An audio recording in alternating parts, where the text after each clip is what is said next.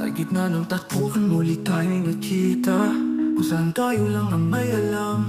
Sa ilalim ng alon ng mga bituin sa taas, na tila ba nagsasaya sa bawat oras na lumilipas. Bakas ang kalungkutan sa iyong mga mata, marka ng mamaluhang tila ba natuyo na humahakbang papalapit sa kinaroroonan ko. Dinig na dinig ko ang bawat tibok ng puso mo, kasabay ng mahinang pag-ibig nito.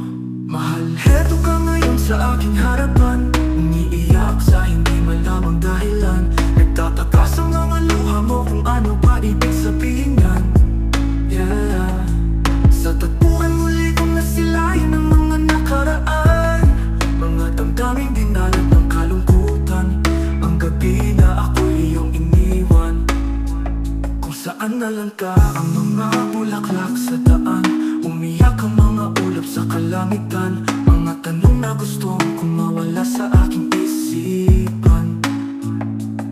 Mahal, bakit kailangan mo akong iwan sa oras at panahon na handa na kitang alayan? Pinakinggan ko ang iyong kwento at dahilan, sa panahong malaya ka kung sino ang mamahalin mo. Ngayon ikwento mo sa akin ang saya na dulot nito. Ilalarawan ko naman sa'yo ang pilit ng ngiti ko, maitago lamang ang sakit nito. Ikwento mo sa akin kung gaano ka kasaya sa piling niya, habang ibabahagi ko naman sa'yo kung gaano kahirap ang wala ka. Mahal, sa pagkakataong kwento, ako naman sana ang pakinggan mo ang bawat detalye ng pagtibok ng puso ko.